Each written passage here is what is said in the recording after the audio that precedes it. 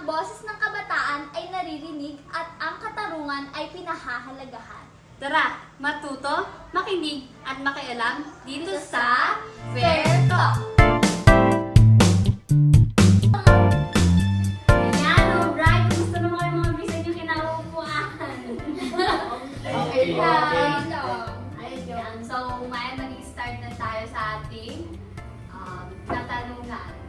Okay, para sa inyo, sa tingin nyo, anong pinakamalaking hamon na kinakaharap ng ating bansa ngayon? Siguro corruption. Kasi yun naman talaga yung pinaka-problema na sa bansa natin ngayon, di ba? Corruption. Gamay wala pa rin nalalawit yun.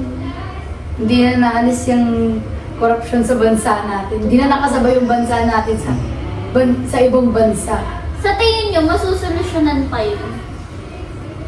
Siguro oo. Kung tama yung mga taong Siguro sa pagtagal ng pag dumating yung panahon na may mga boboto ulit, may iba ulit yung mga posisyon ng mga nakatataas. Siguro matututo naman yung mga tao ngayon sa mga nangyayari. Oo. Pumili na Sa mga nangyayari ngayon. Hindi naman nila ulit iboboto yan kung mali yung pamamahala. Lalo na Gen Z, yung mga ano ngayon. Oo. Diba? So, sa katanungan na to, paano ba, sa tingin nyo, paano nakaka-affect yung corruption sa ating mamamayan? Madami kasi yung factors kung ano yung nagdudulot ng corruption sa iba-ibang sector. Katulad ng, Sa quality of education, ang tagal ng natin. kulang-kulang pa rin yung, Elementary. yung building ng Eskwela sa kami. facilities, no? Oo. Kulang talaga. Kulang pa rin talaga. Saka yung mga, mga equipments, katulad ng Tupuan. Oo, yun. Improve sa ano. Sa mga programs din, kulang. Katulad ng yung stadio, yung iba STEM, tapos hindi connected sa strand nila yung mga activities na ginagawa Sa tingin nyo, paano, bukod sa pag-vote ng tama, ano pang mga pwede natin gawin para masolusyonan tong corruption?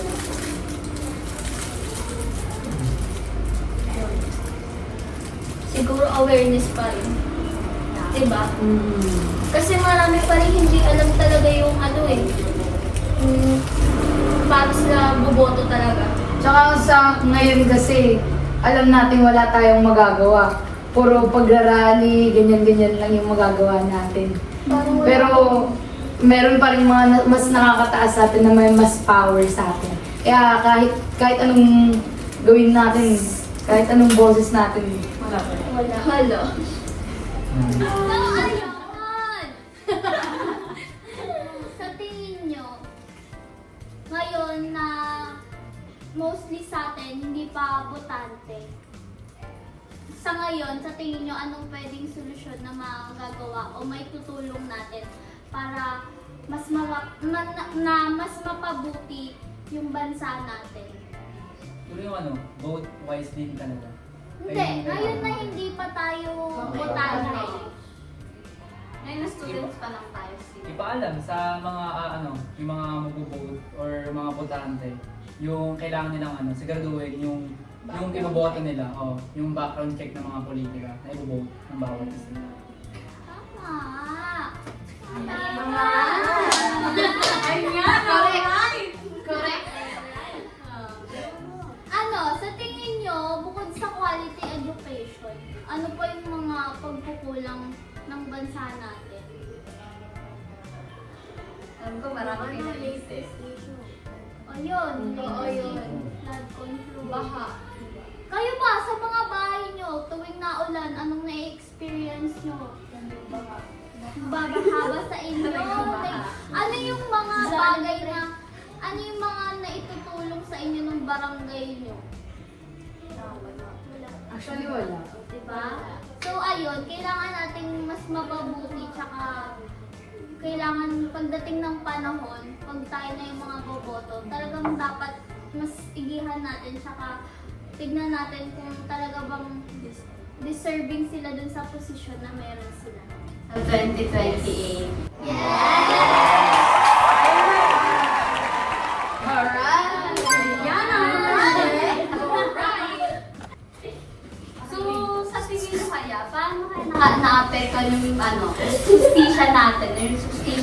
laylayan.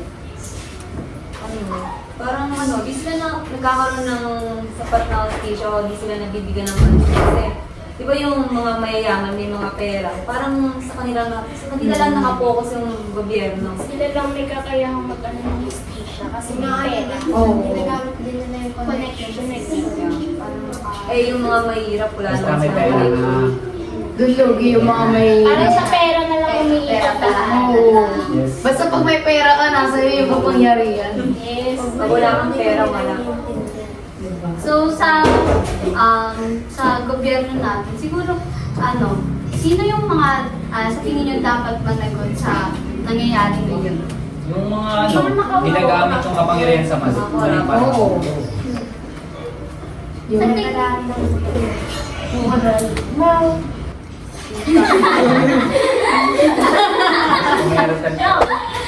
So ayun nga, paano nga ba makakaangat or makukuha natin yung justisya na gusto natin makuha? Lalo na yung mga taong nasa laylayan, yung talagang kailangan nila ng tulong, pero never nakarating sa kanila yung tulong na kailangan nila. Katulad sa mga sitwasyon na nabaha, na lindol, mga kailangan nila na mag-evacuate, kailangan nila ng mga pagkain. Sa tingin nyo, paano kaya nila makakamit yung justice na kailangan Siguro nila? kung bubuhos sila, hindi lang sa pagrarally, kundi sa paggamit ng social media. Ayun yung isang paraan nila. Or, yung kung may gobyerno pa rin na, alam mo yung talagang, yung gagamitin yung kapangyarihan sa tama. Yun pa rin talaga yung paraan. Kasi nakakaangat sila, so mas sila may kapangyarihan kung gagamitin nila sa tama yun. So, sa pagkakaisa natin, kung magkakaisa naman tayo, di ba? Siyempre, madami yung boses. Baka marinig nila tayo. Tama ka! ang marami namang tao ngayon na aware din sa mga ganyang issue. Kaya kung gagamitin nila kung yung awareness nila, i-share pa nila, mas malaki yung possibility na matulungan nila yung mga tao na sila. So tingin nyo kaya, bakit kaya mahalaga na panagutin natin or may managot sa mga nangyayari ngayon sa bansa? Sa tingin nyo, bakit mahalaga? Siyempre, para wala naman tayo order. Parang, Yun lang. Makalaya sa kayo na. Pag-iiwan. kasi imbis na umunod tayo, mas lalo tayo naghirap. Hindi na mahirap yung bansa natin kung walang walang korap na politiko. Kung sa tama. Sa tingin nyo, ano yung mga na-realize nyo sa mga nangyayari ngayon sa bansa? Bago tayo magtapos, yun muna yung magiging topic. Ano yung na-realize nyo na pwedeng gawin? Ano pa yung mga problema na nakikita nyo sa bansa? Ano yung mga lesson na nakuha nyo sa mga recent na issue tsaka mga nararanasan nyo? Katulad ngayon, laging nalindol, laging may tungkulan na sobrang lakas, kahit saglit lang, nagbabaha na agad. Sa tingin nyo, ano yung mga bagay din na pwede nyong mahiling sa gobyerno na meron ngayon, katulad ng tulong, ano sa tingin nyo? Siguro sa mga sunod-sunod na yan yung mga bagyo, sunod-sunod na typhoon, ganyan. Isa lang naman yung gusto ng lahat, yung flood control na hindi matubad-tubad. Doon pa lang ilang lugar na yung matutulungan kung matutuloy pa yun. Kasi ang daming lugar na naghihirap na dahil sa baha. Dami na walang tira.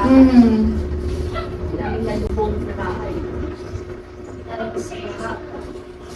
Siguro yung lesson nandun sa part na yun maging aware kung ano nangyayari sa Mas magising Oo, tayo. magising tayo lahat. Hindi lang kung ayun yung bubawit ng kaibigan mo, hindi na ibubawit mo, di ba? Siguro mag-search tayo, alamin natin yung mga... At saka nga hindi na pwedeng hindi wala tayong pakialam. Dapat may alam na talaga tayo. Ayan, alright. At dyan, maraming salamat sa inyong mga opinion, mga B. At dyan na nagtatapos ang... Pero!